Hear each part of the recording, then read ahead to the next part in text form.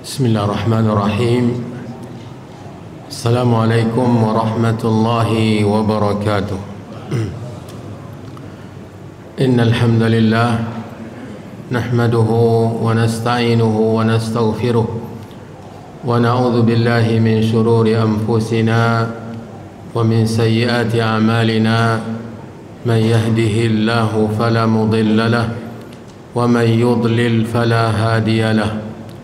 أشهد أن لا إله إلا الله وحده لا شريك له وأشهد أن محمدا عبده ورسوله.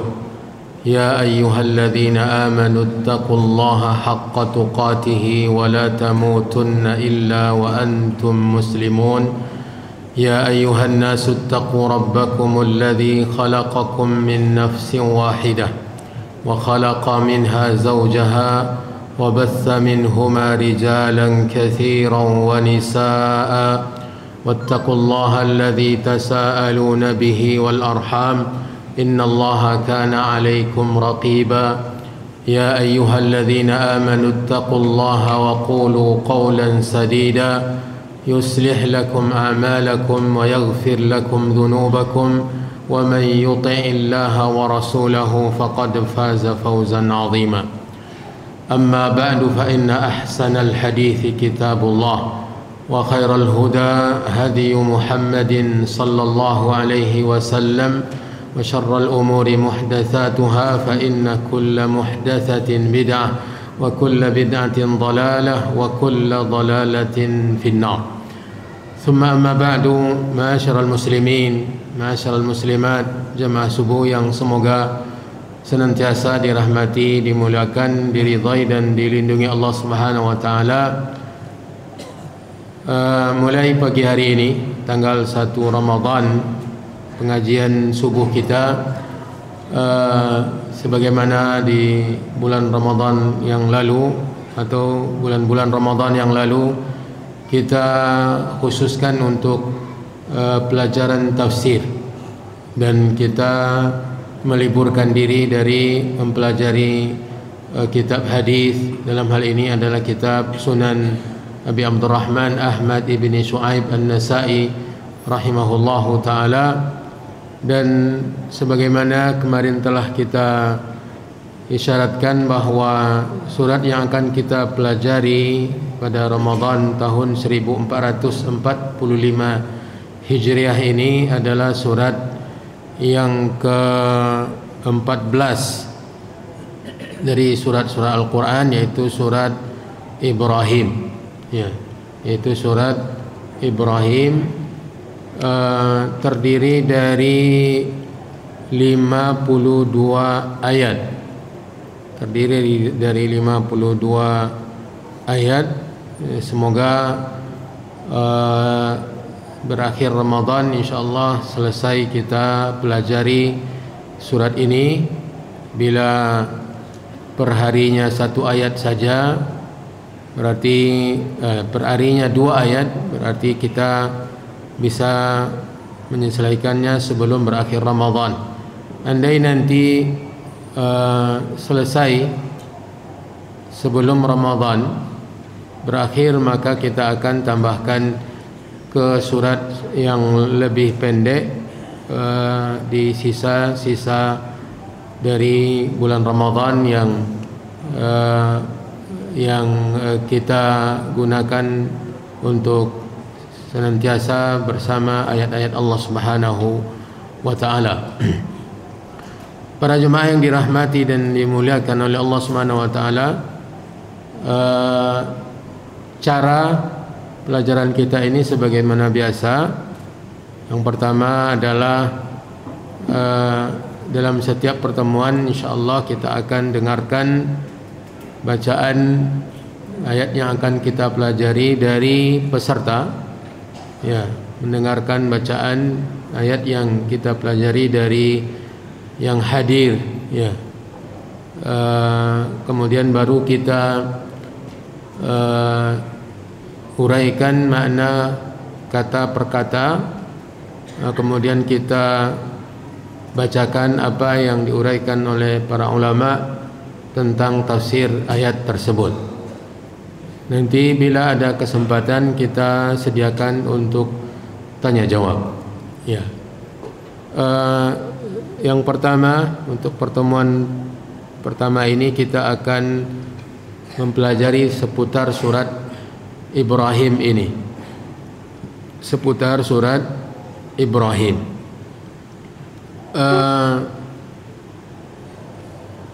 Yang pertama, nama, ya, surat ini dinamakan dengan surat Ibrahim.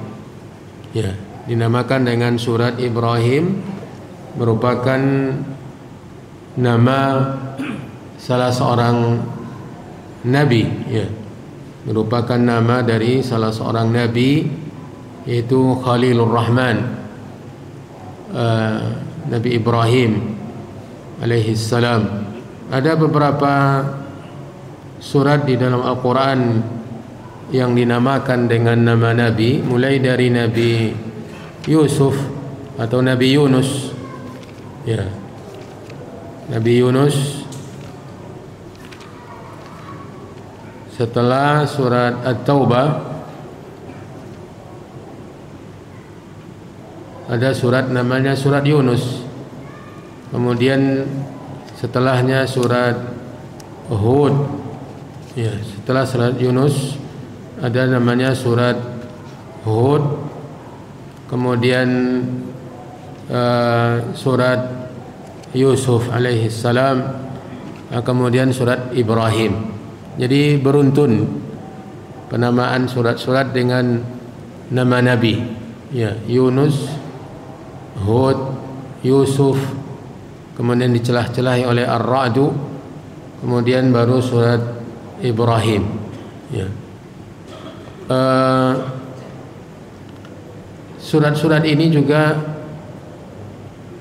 didahului oleh huruf muqatta'ah.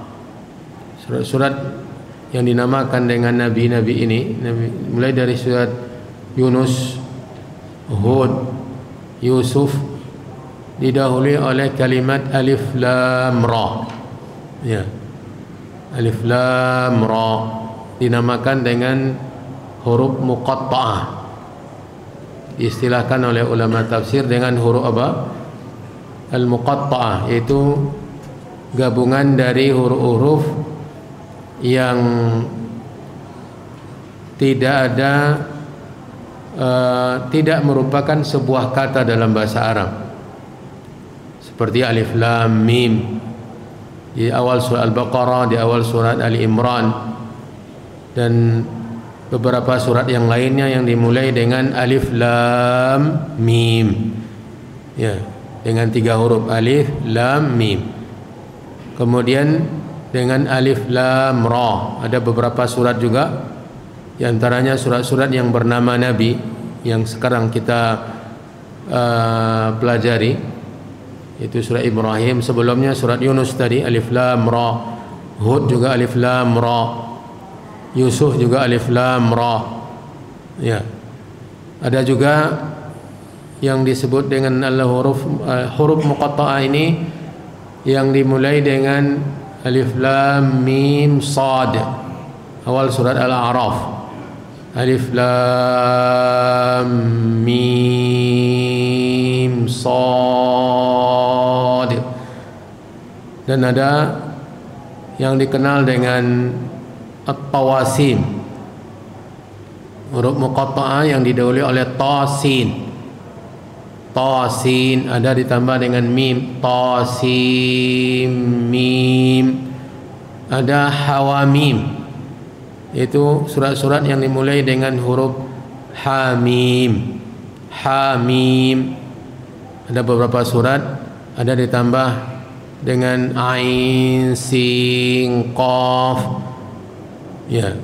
Dan ada hanya satu huruf saja seperti qaf, ya, qaf atau sad atau nun. Dan ada dengan 2 huruf seperti Toha, Yasin, ya. Ini semuanya dikenal dengan apa? huruf muqatta'ah, yaitu gabungan dari huruf-huruf yang disatukan yang tidak membentuk sebuah kata yang ada makna dalam bahasa Arab. Ya. Walaupun para ulama menjelaskan hikmahnya, tetapi maknanya tidak ada. Dalam bahasa Arab tidak membentuk sebuah kata yang ada makna. Seperti dzalikal kitabu, dzalika ada maknanya itu, Alkitab, Al-Quran yang dibaca, kitab yang diturunkan. Sementara huruf muqatta'ah tidak ada. Ya. Ini penamaan surat Ibrahim. Dan para ulama, karena alif lam ra ini dinamakan gabungannya, yang satu nada dengan dia yang didahului dengan alif lam ra. Kata para ulama, pada umumnya makkiyah. Surat-surat tersebut pada umumnya makkiyah dan kandungannya hampir sama. Nanti akan kita sebutkan kandungannya ketika kita mulai menjelaskan tentang surat Ibrahim ini. Kandungannya berhubungan dengan cerita para nabi, penjelasan tentang kitab yang diturunkan, ya. Kemudian tentang hari kiamat, tentang Al-Quran. Ini semuanya kandungan surat-surat makkiyah, penegasan tentang ketauhidan, mentauhidkan Allah, beribadah kepada Allah, kemudian tentang kenabian, Nabi yang diutus, Nabi Muhammad SAW dan yang lainnya, kemudian tentang Al-Quran, ya, tentang Al-Quran adalah wahyu yang diturunkan, kemudian diantaranya juga tentang hari kiamat. Makanya nanti kita akan temukan di surah Ibrahim ini penegasan tentang hari kiamat dari Allah Subhanahu wa taala. Nabi Ibrahim, siapa yang tidak mengenalinya? Nabi Ibrahim adalah salah seorang ulul azmi minar rusul, seorang yang memiliki kesabaran, kekokohan, ketegaran dari para rasul, memiliki azam yang kuat, dan dia juga dikenal dengan kekasih Allah. Allah Subhanahu wa taala memilihnya sebagai khalil. Khalil atau kata khullah merupakan tingkatan cinta yang tertinggi. Al-khullah a'la maqam al-mahabbah. Al-khullah adalah tingkat cinta yang tertinggi. Makanya tidak boleh diberikan oleh seorang hamba kecuali kepada Allah. Dan Allah Subhanahu wa taala Maha berkuasa atau berkehendak untuk menetapkan siapa di antara hambanya yang ia pilih menjadi khalil. Makanya Nabi Ibrahim alaihissalam dipilih oleh Allah sebagai khalil. Allah berfirman, wattakhadallahu Ibrahim khalila, dan Allah menjadikan Nabi Ibrahim sebagai khalil. Tadi apa khalil artinya? Kekasih. Kekasih, dan ini mahabbah yang tertinggi, khullah. Makanya tidak boleh manusia mengangkat manusia lain sebagai khalil. Maka Nabi SAW bersabda, andai saya dibenarkan untuk menjadikan seorang manusia sebagai khalil, lattakhadhtu Aba Bakrin khalila, aku akan jadikan Abu Bakar sebagai khalil. Tetapi tidak dibenarkan. Jadi Nabi Ibrahim adalah Khalilur Rahman, kekasih Allah Subhanahu wa taala, dan Nabi kita Muhammad sallallahu alaihi wasallam juga diangkat oleh Allah sebagai khalil. Jadi ada dua Khalilullah, yaitu Nabi Ibrahim yang pertama, dan yang kedua Nabi Muhammad SAW. Dari mana kita mendapatkan dalil bahwa Nabi Muhammad juga Khalilullah? Dari Nabi SAW yang mengabarkan. Beliau SAW bersabda, innallaha takhadani khalilan kama ittakhadha Ibrahim khalila. Sesungguhnya Allah telah menjadikan aku sebagai khalil sebagaimana ia telah menjadikan Ibrahim sebagai khalil. Ya. Dan Nabi Ibrahim adalah Abul Anbiya. Nabi Ibrahim adalah ayah atau nenek moyang para nabi. Nabi Ibrahim adalah nenek moyang para nabi. Semua para nabi setelah beliau adalah keturunannya. Semua rasul, semua nabi setelah Nabi Ibrahim adalah keturunan Nabi Ibrahim alaihissalam. Ya. Maka dikenal dengan Abul Anbiya. Ya, dikenal dengan nenek moyang para nabi karena Nabi Ibrahim alaihissalam memiliki 2 orang anak dari 2 orang istri. Anak yang pertama dari istri yang kedua yaitu Ismail, ya, dari Hajar. Kemudian anaknya yang kedua adalah dari istrinya yang pertama, Sarah. Dan dari anak yang kedua yaitu Ishaq akan memiliki beberapa orang anak, salah satunya Nabiullah Yaqub alaihi salam. Yaqub alaihi salam. Dari Yaqub nanti akan lahir sekian para nabi, jumlahnya yang sangat banyak dari nabi-nabi Bani Israel. Maka Yaqub yang dimaksud dengan Israel adalah beliau. Yang dimaksud dengan Israel adalah Nabi Yaqub alaihissalam. Bani Israel adalah keturunan Nabi Yaqub. Ya. Keturunan Nabi Yaqub. Dari 12 anak Nabi Yaqub, salah satunya Yusuf, nanti akan turun temurun para nabi dari Bani Israel sampai Nabi Isa alaihissalam.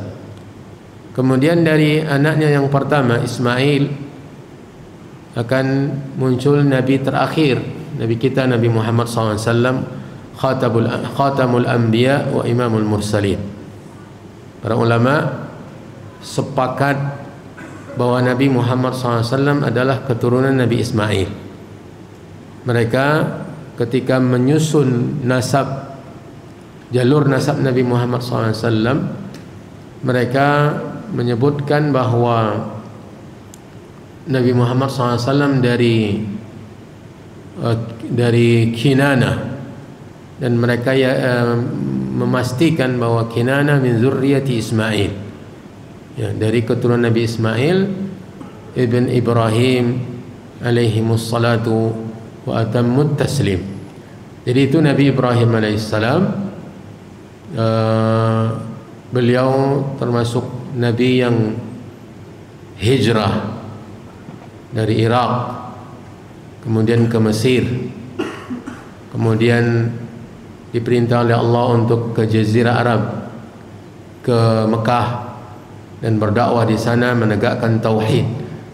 Perjalanan yang sangat luar biasa, dan cerita tentang beliau di dalam Al-Quran sangatlah banyak alaihi assalam. Para jemaah yang dirahmati dan dimuliakan Allah Subhanahu wa taala, dinamakan surat ini dengan surah Ibrahim karena mencakup kisah Nabi Ibrahim alaihi salam. Ya, di antara kisah yang ada di surah ini adalah ketika beliau meletakkan keturunannya, ya, di lembah yang tidak ada tanaman, yaitu di Mekah, ya.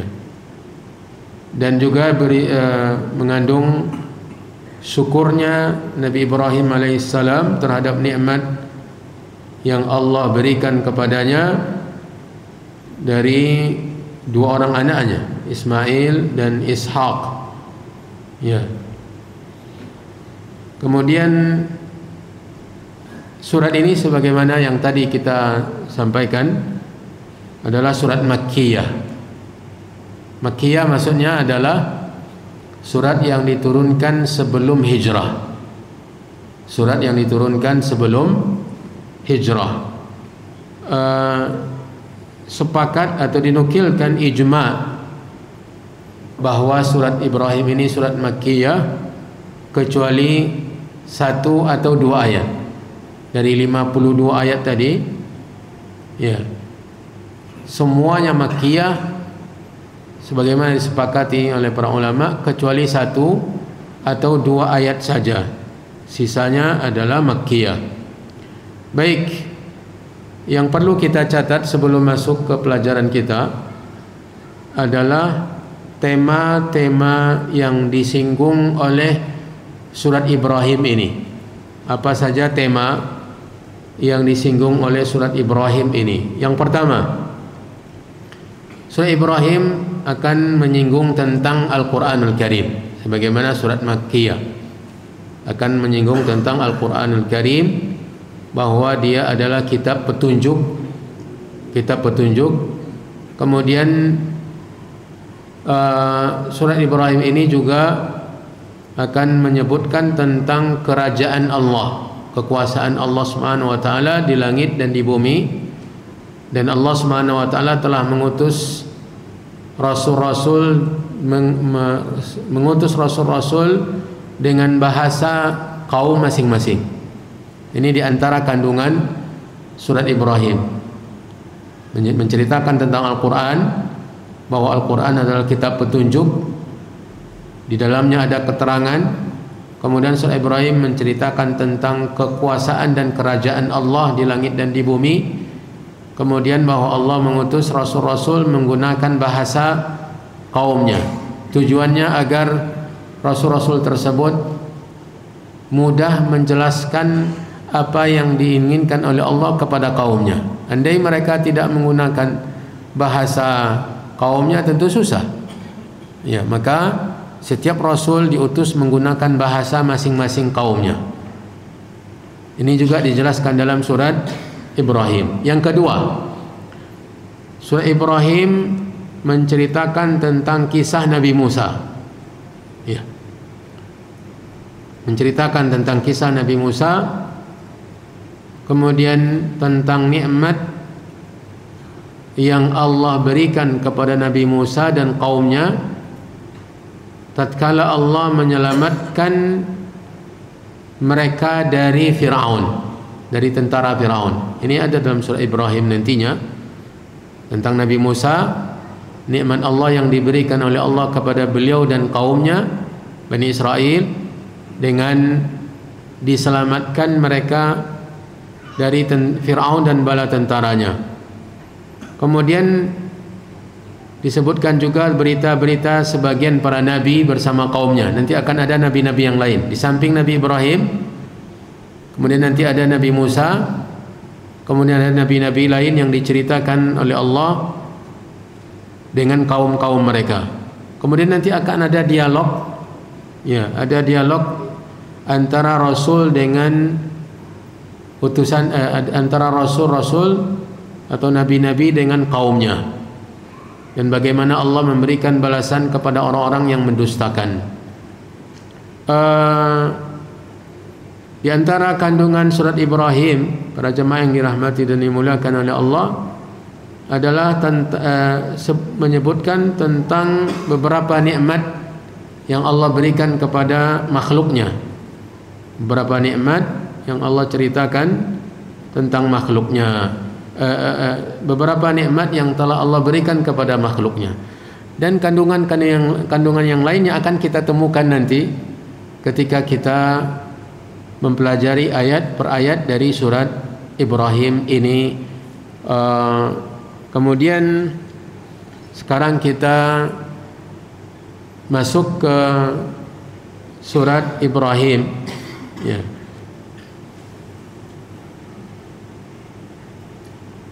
Ayat yang pertama, kita minta salah satu dari jemaah membaca, ya.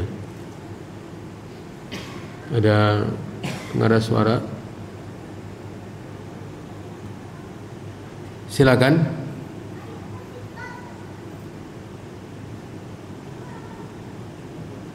Ada yang mau? silakan.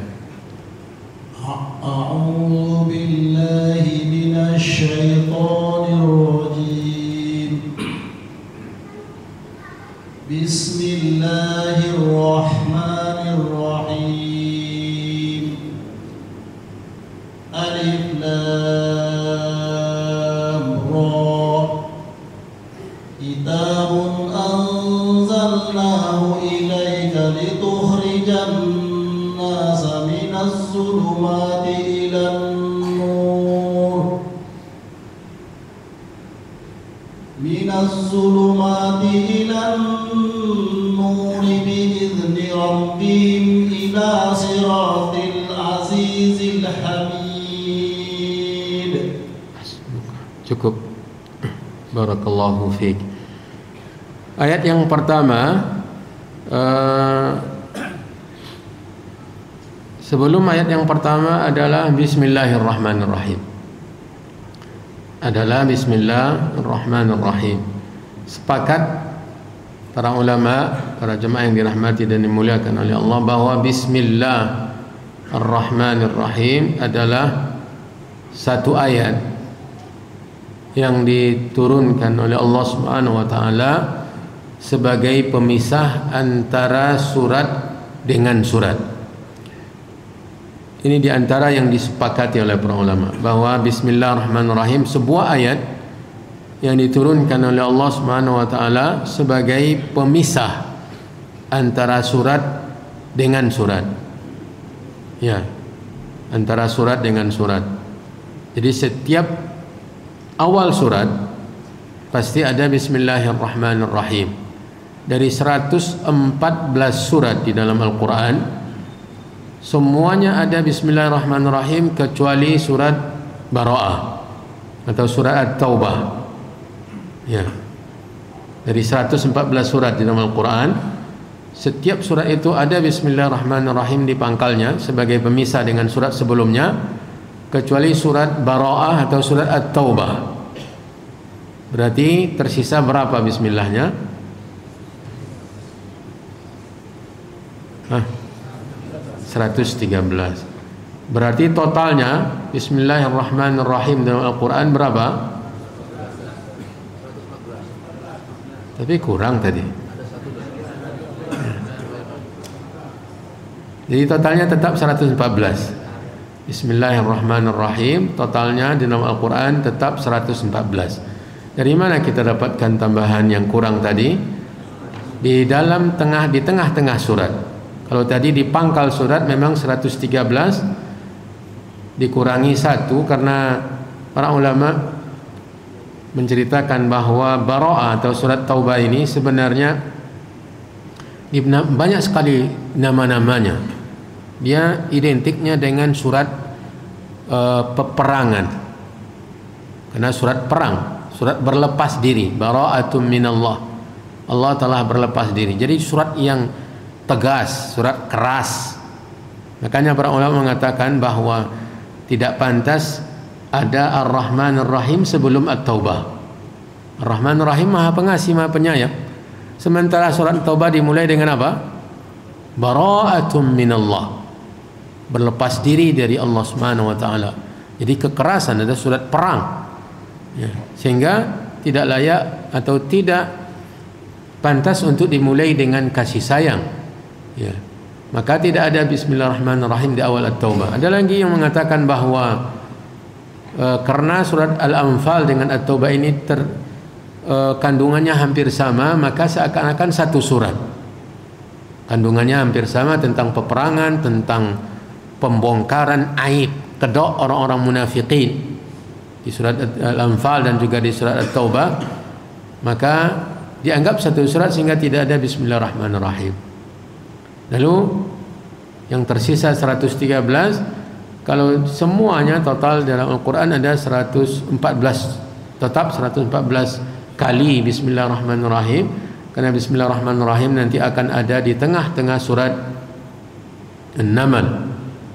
Ya, ketika Nabi Sulaiman alaihi salam mengirimkan surat dakwah kepada Ratu Saba, ya, Ratu Saba. dan dia menulisnya dengan memulai dengan bismillahirrahmanirrahim. Innahu min Sulaimana wa innahu bismillahirrahmanirrahim. Jadi bismillahirrahmanirrahim disepakati oleh para ulama sebagai ayat tersendiri yang diturunkan oleh Allah untuk memisahkan surat dengan surat. Dan di sini ada bismillahirrahmanirrahim. Ya. Ada bismillahirrahmanirrahim, dan bismillahirrahmanirrahim sebagaimana yang telah sering kita pelajari, ini merupakan ayat tersendiri di dalam Al-Quran dan merupakan keberkahan untuk memulai membaca Al-Quran. Ya. Jadi membaca bismillah ini disunnahkan setiap hendak membaca Al-Quran dari awal surat, karena adanya bismillahirrahmanirrahim. Ada bismillah tertulis sebagai ayat pemula, ayat pembuka. Ya, setiap kita memulai membaca surat dari awalnya, maka kita disunnahkan untuk membaca bismillahirrahmanirrahim. Bila kita membaca Al-Quran bukan dari awal surat, maka sebagaimana tertulis, ya, tidak menambahkan yang lainnya. Adapun baca a'udzubillahi minasyaitonir rajim diperintah oleh Allah Subhanahu wa taala setiap hendak membaca Al-Qur'an. Idza qara'tal Qur'ana fasta'idz billah minasyaitonir rajim. Jika engkau hendak membaca Al-Qur'an, maka beristi'adzah kepada Allah dari syaitan yang terkutuk. Maka membaca isti'adzah sebelum membaca Al-Qur'an disunnahkan. Para ulama sebagian ada yang mewajibkan karena perintah Allah Subhanahu wa taala. Allah menyuruh untuk membaca a'udzubillahi minasyaitonir rajim setiap hendak membaca Al-Qur'an, baik di awal surat maupun di tengah-tengah surat maupun di ujung surat. Seperti misalnya kita membaca ujung surah Al-Baqarah, ya, hendak membaca amanar rasul, kita baca a'udzubillahi minasyaitonir rajim, amanar rasulu bima unzila ilaihi min rabbih wal mu'minun. Karena kita hendak membaca Al-Quran. Adapun bismillah, maka bismillah yang ada di dalam Al-Quran hanya di pangkal-pangkal surat. Ya, di pangkal-pangkal surat bismillahirrahmanirrahim. Ini yang kita ketahui dari penjelasan para ulama. Kemudian di dalam bismillahirrahmanirrahim ada ba ini lil isti'anah atau lit tabarruk, meminta pertolongan. Ya. Kemudian ditakdirkan apa yang kita lakukan. Bismillah, dengan menyebut nama Allah saya membaca, dengan menyebut nama Allah saya minum, ya, dengan menyebut nama Allah saya tidur. Jadi amalan yang dimulai dengan bismillah ditakdirkan apapun yang kita inginkan. Dan Nabi SAW menganjurkan untuk membaca bismillah untuk melakukan apapun perbuatan yang baik, ya, karena mengharapkan keberkahan dari Allah Subhanahu wa taala. Allah Ar-Rahman Ar-Rahim, 3 nama. Ya, Allah, nama Allah Subhanahu wa taala yang paling khusus dimiliki oleh Allah. Maka tidak ada yang berani memilih nama dengan nama ini, nama Allah. Ini nama yang paling khusus dimiliki oleh Allah Subhanahu wa taala. Ya, Allah. Allah Subhanahu wa taala tegaskan lafaz Allah ini dalam banyak Al-Qur'an, dalam banyak ayat di dalam Al-Qur'an. Ayat kursi, Allahu la ilaha illa huwal hayyul qayyum. Maka makna Allah adalah la ilaha illa huwa. Makna lafaz nama Allah ini adalah la ilaha illa huwa. Jadi setiap nama Allah ada makna. Allah, Ar-Rahman, Ar-Rahim, Al-Malik, Al-Quddus dan seterusnya. Ini setiap nama ada makna, dan makna itu sifat Allah. Allah, nama Allah yang paling khusus, maknanya adalah la ilaha illa huwa. Allah sendiri yang menafsirkan di ayat kursi.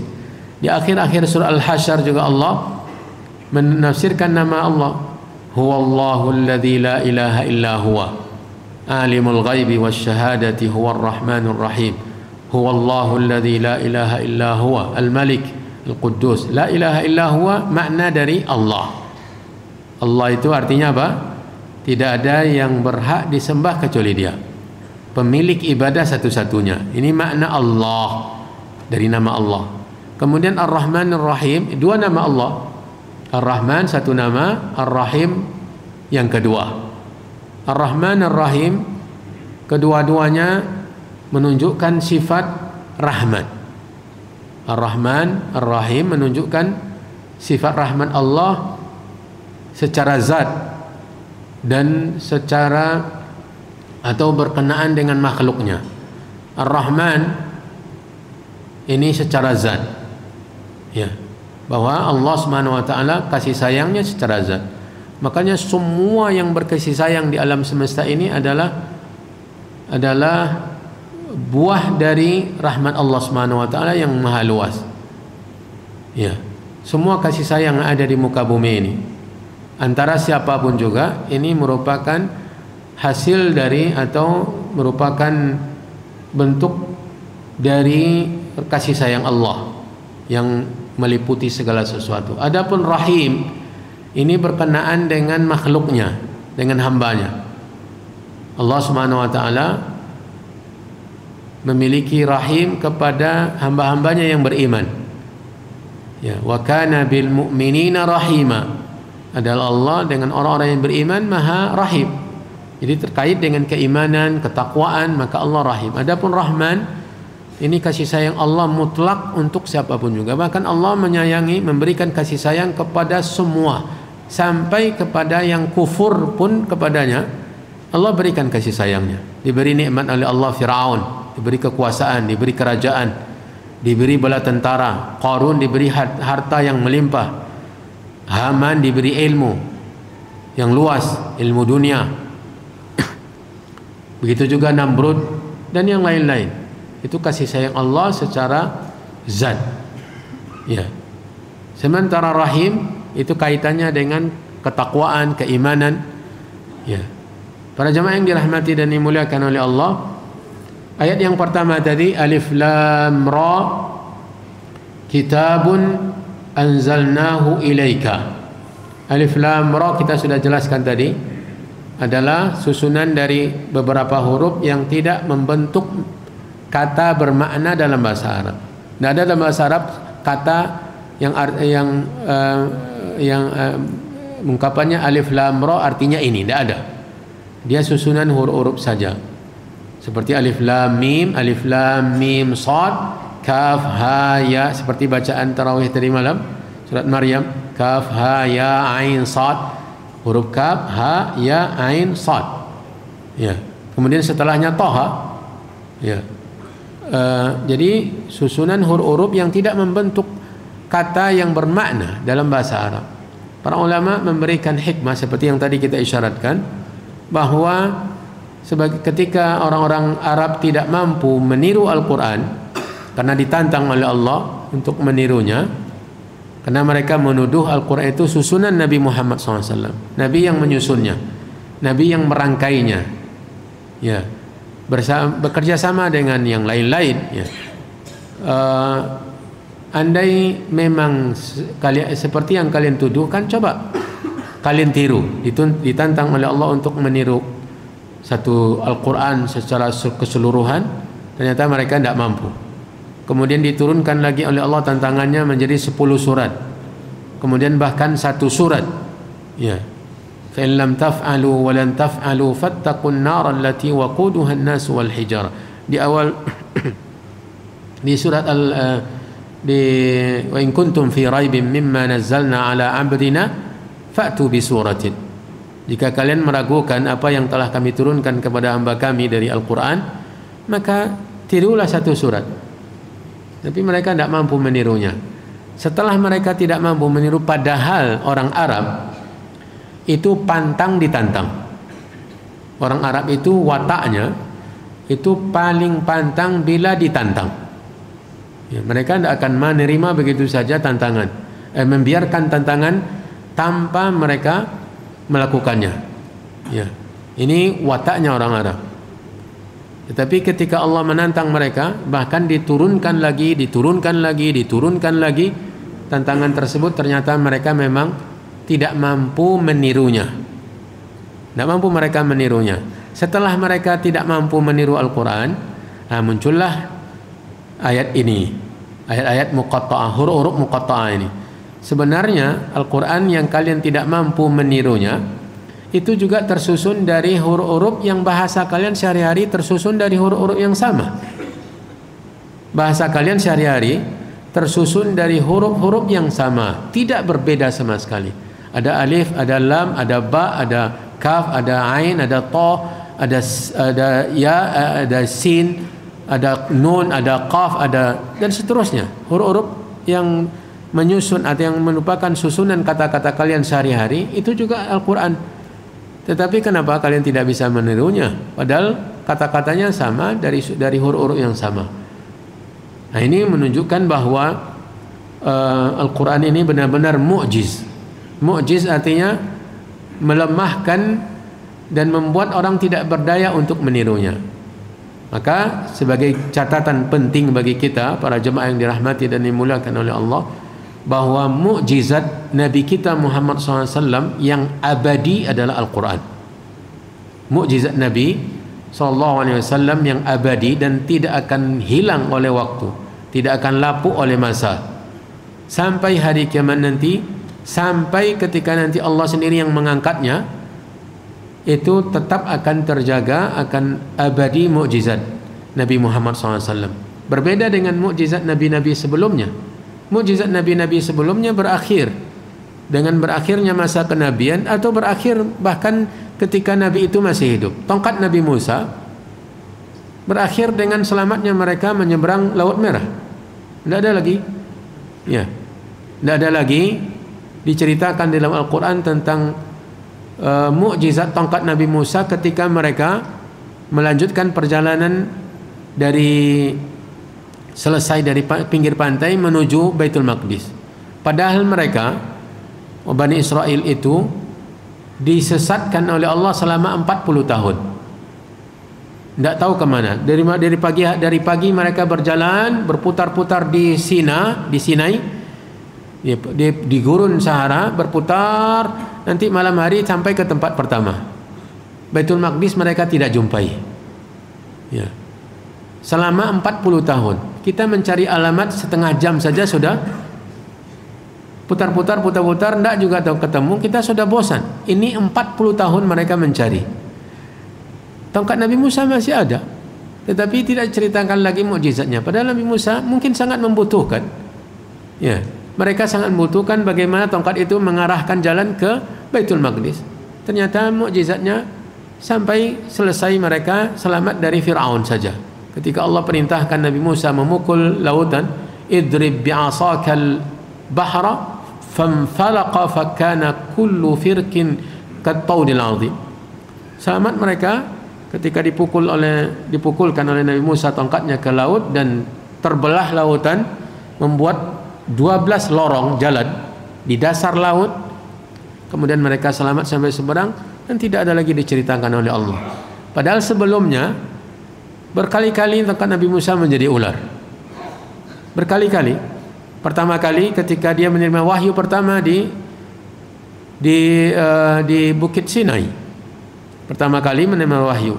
Allah Subhanahu wa taala bertanya di surat Taha, "Wa ma tilka bi yaminika ya Musa?" Qala hiya 'asaya atawakka'u 'alaiha wa ahussu biha 'ala ghanami wa liya fiha ma'arib ukhra. Qala alqiha ya Musa. Seperti tadi malam dibaca oleh imam kita. Qala alqiha ya Musa fa alqaha fa idza hiya hayyatun tas'a. Pertama kali tongkat jadi ular ketika Nabi Musa pertama kali menerima wahyu dari Allah. Disuruh, ditanya oleh Allah, apa yang ada di tangan kananmu wahai Musa? Ini tongkat saya. Qala hiya 'asaya atawakka'u 'alaiha. Saya bertopang dengannya. Wa ahussu biha 'ala ghanami, untuk mengarahkan kambing gembalaan saya. Wa liya fiha ma'arib ukhra, dan saya punya fungsi-fungsi yang lain dari tongkat ini. Allah perintahkan untuk dilemparkan. Alqiha ya Musa. Dilemparkan oleh Musa dan jadi ular. Nah, kemudian nanti ketika berjumpa Fir'aun, kembali dilemparkan, diperintah oleh Allah, Nabi Musa melemparkan tongkat tersebut jadi ular lagi. Ya. Kemudian ketika berhadapan dengan ribuan tukang sihir, setelah Fir'aun menantangnya untuk beradu sihir, maka dikumpulkan oleh Fir'aun puluhan ribu tukang sihir.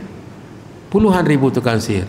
Ibnu Katsir menukilkan perbedaan pendapat tentang jumlah tukang sihir yang berhasil dikumpulkan di Mesir oleh Fir'aun. Ya, puluhan ribu tukang sihir. Ya. Nah, ketika itu Nabi Musa diperintahkan kembali oleh Allah untuk melemparkan tongkatnya. Jadi ular. Kemudian waktu membelah lautan. Setelah itu tidak ada lagi. Sementara Nabi Muhammad SAW yang sudah meninggal 1400 tahun lebih yang lalu, sekarang mukjizatnya masih ada. Kitabullah, ya, Al-Quran abadi yang tidak akan berubah sama sekali. Walau setengah harakat pun tidak akan berubah. Dia sudah disimpan, dijaga oleh Allah Subhanahu wa taala di dalam dada sebelum terjaga di dalam mushaf, di dalam lembaran-lembaran mushaf Al-Quran. Para jemaah yang dirahmati dan dimuliakan oleh Allah, maka Alif Lam Ra itu pesan kepada orang-orang Quraisy bahwa kalian ketika tidak mampu menirunya, padahal Al-Quran itu tersusun dari huruf-huruf yang bahasa kalian sehari-hari tersusun dari huruf-huruf yang sama. Ini menunjukkan Al-Quran adalah wahyu dari Allah. Kemudian sebagaimana yang tadi kita katakan bahwa hampir setiap ada huruf-huruf muqatta'ah ini Allah berbicara tentang Al-Quran. Seperti Toha tadi malam, Toha, ya, ma anzalna alaikal Qur'ana litasqa, bercerita tentang Al-Quran. Di sini juga kitabun anzalnahu ilaika. Kitabun apa artinya? Kitab, ya, kitabun kitab. Kitab, dia kata kitab ini sebenarnya dia masdar, tetapi bermakna maf'ul. Dia masdar, yaitu kataba yaktubu kitaban. Kalau penyusunan bahasa Arab, kataba yaktubu kitaban, katibun wa maktubun. Kitaban masdar, tetapi dia bermakna maf'ul, yaitu yang ditulis. Ya, yang ditulis. Maksudnya kitab adalah kumpulan dari tulisan. Yang dimaksud dengan kitab di sini adalah Al-Quran. Kitabun, Al-Quran, kitab. Anzalnahu ilaika. Anzalna, kami telah menurunkan.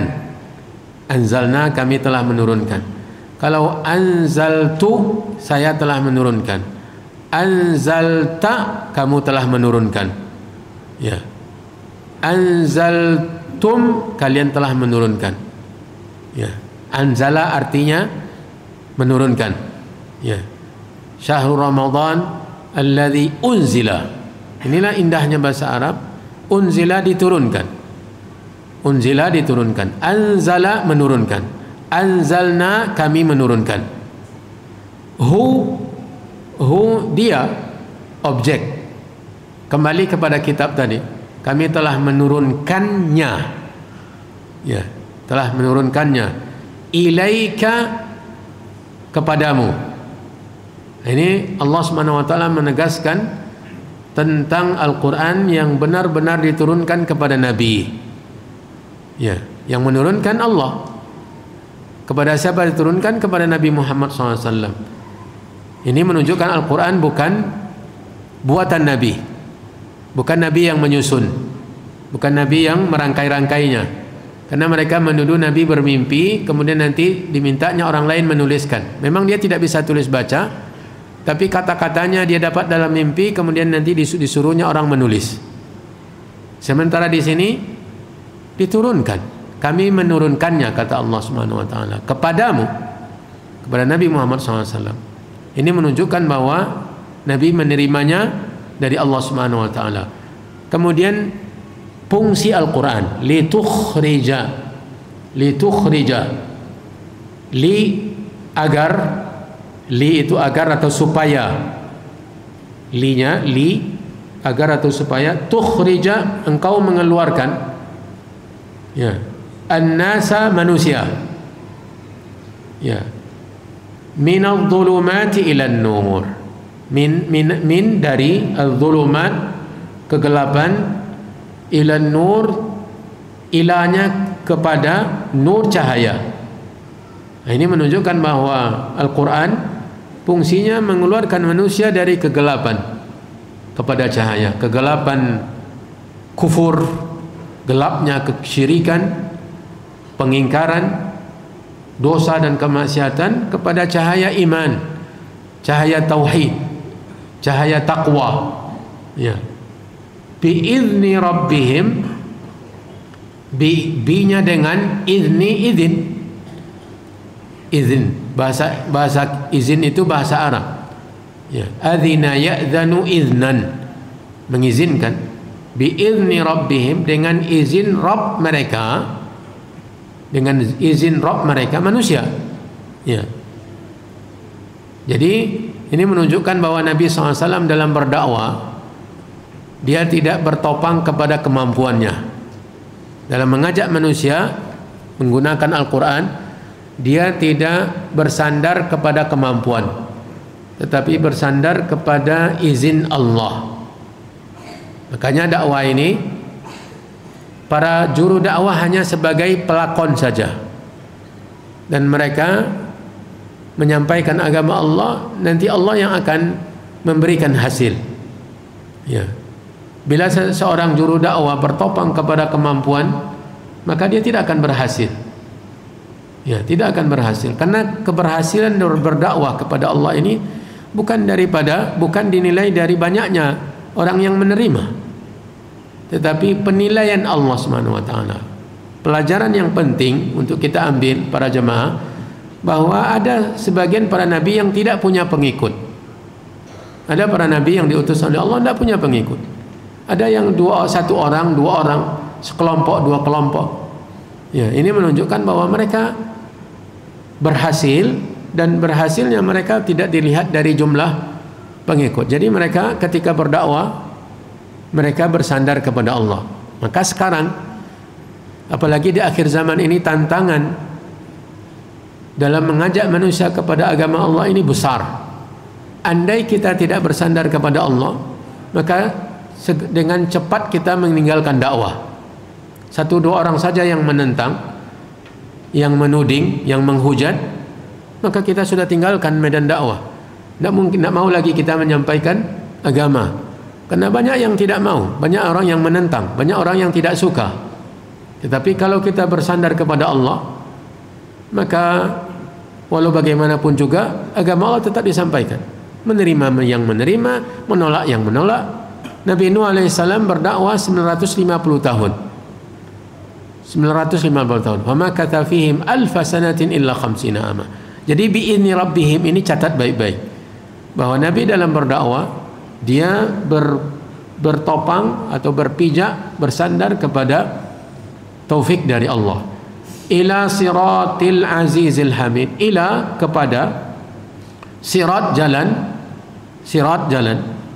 Al-Aziz, nama Allah Subhanahu wa taala. Al-Aziz, Maha Perkasa. Nah, ini juga luar biasa ini. Bila disambung dalam berdakwah tadi, bertopang kepada Allah yang Maha Perkasa, maka tidak akan ada yang kita khawatirkan. Kepada jalan Allah yang Al-Aziz. Al-Aziz apa artinya? Maha Perkasa.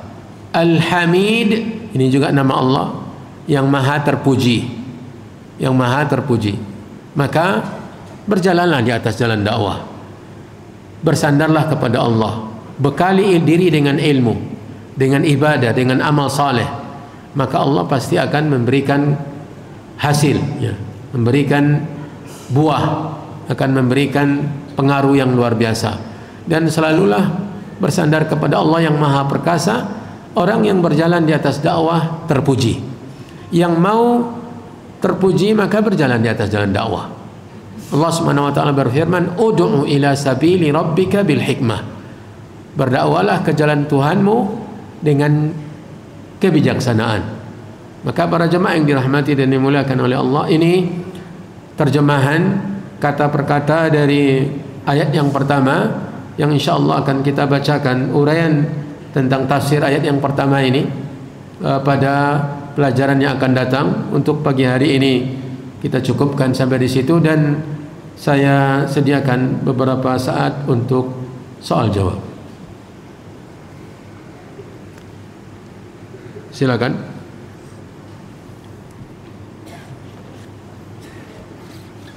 Yang membaca hari ini silakan ambil hadiahnya, ya. Kemudian yang bertanya juga, yang menjawab pertanyaan juga.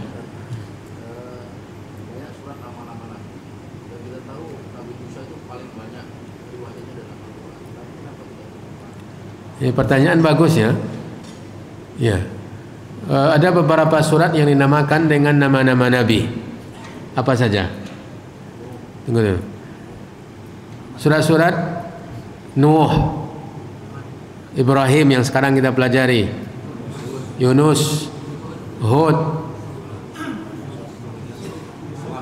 Yusuf, Muhammad. Ada lagi? Enggak. Jadi kita hitung ya. Surat-surat yang dinamakan dengan nama Nabi ada beberapa.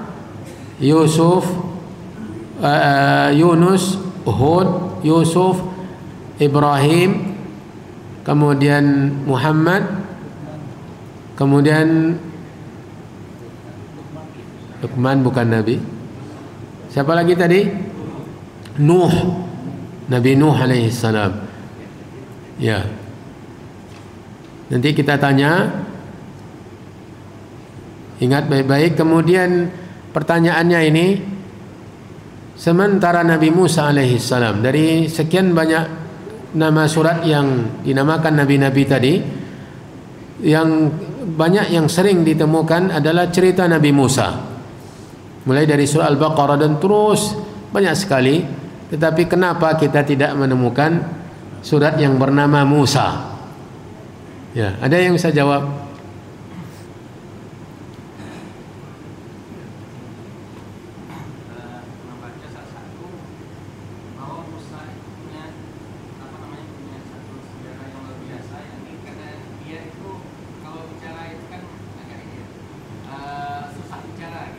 Ya. Nah, Allah ingin menggambarkan kepada Rasulullah Muhammad, Nabi Musa yang susah bicara saja disuruh berdakwah kepada Fir'aun yang kuasanya luar biasa, sanggup mengatakan Ana Rabbukumul A'la, tapi disuruh berdakwah dengan lain saat dia kalau bicara saja susah gitu ya.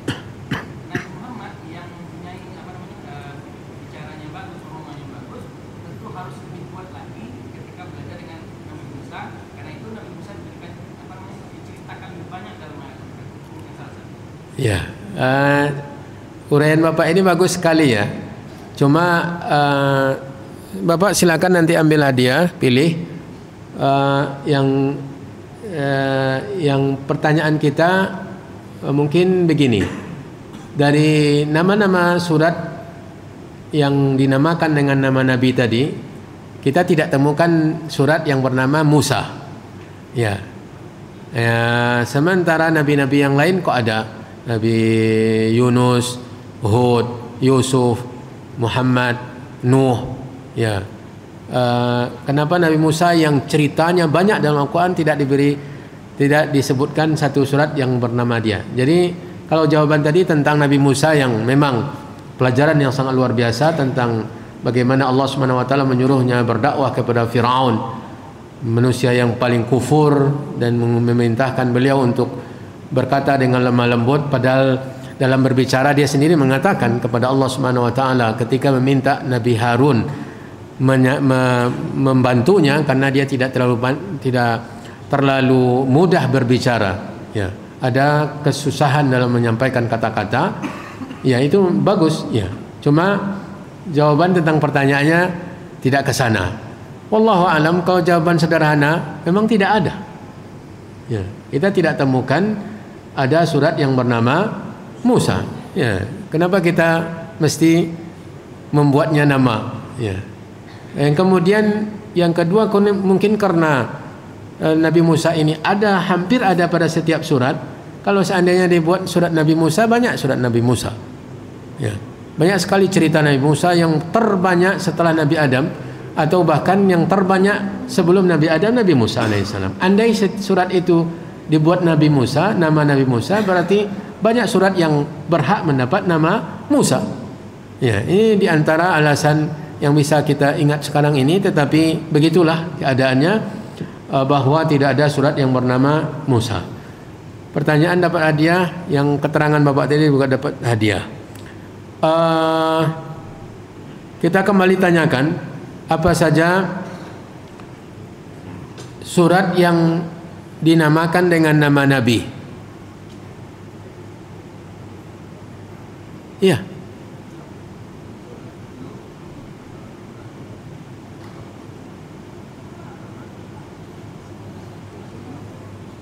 Ditulis di tangan. Bawa tulis di tangan. Enggak. 6.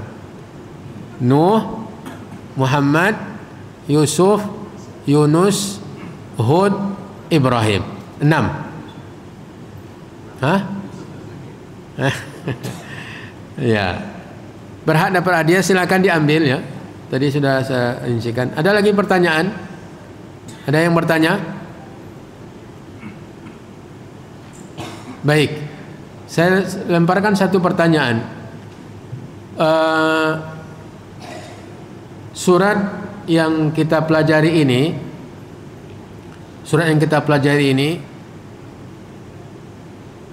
adalah surat bahagian Makkiyah atau Madaniyah?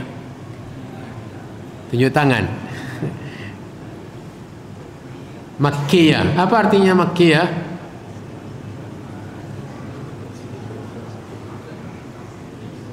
Apa yang dimaksud dengan Makkiyah? Surat yang diturunkan sebelum hijrah. Ini pendapat yang rajih ya, karena memang para ulama mengatakan, ada yang mengatakan bahwa Makkiyah itu yang turun di Mekah, yang Madaniyah yang turun di Madinah. Tetapi ketika ditelusuri tidak sesuai, karena ada surat yang Madaniyah turunnya di Mekah. Ya, seperti surah An-Nasr, idza jaa nasrullahi wal fath, ini Madaniyah. Sementara turunnya di Mina, di Mekah. Maka definisi Makkiyah yaitu turun sebelum hijrah, Madaniyah turun setelah hijrah, ini yang lebih kuat. Ya, maka Ibrahim ini, surah Ibrahim adalah surat Makkiyah. Kemudian dapat hadiah ya, silakan diambil. Terakhir, sebutkan ciri-ciri surat Makkiyah. Apa kandungan dari surat Makkiyah? Sebagian.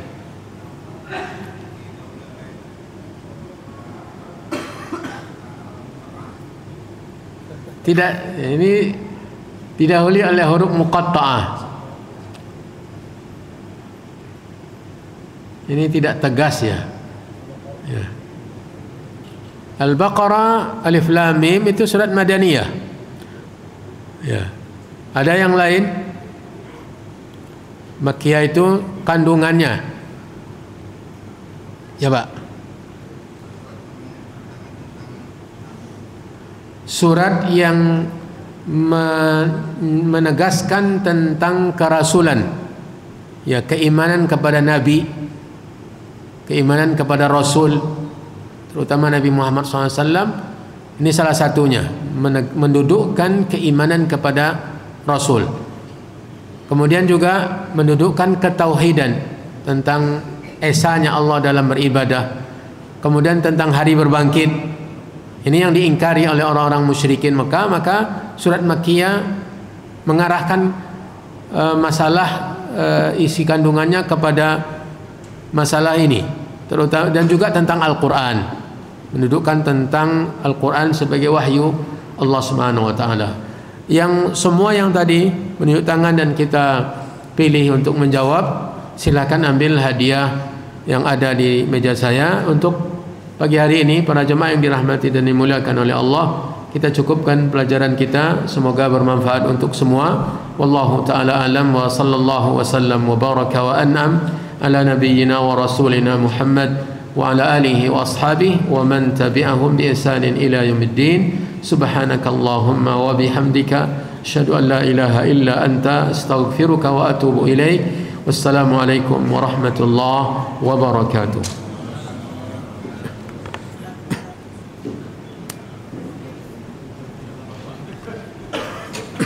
Jazakallah khairan.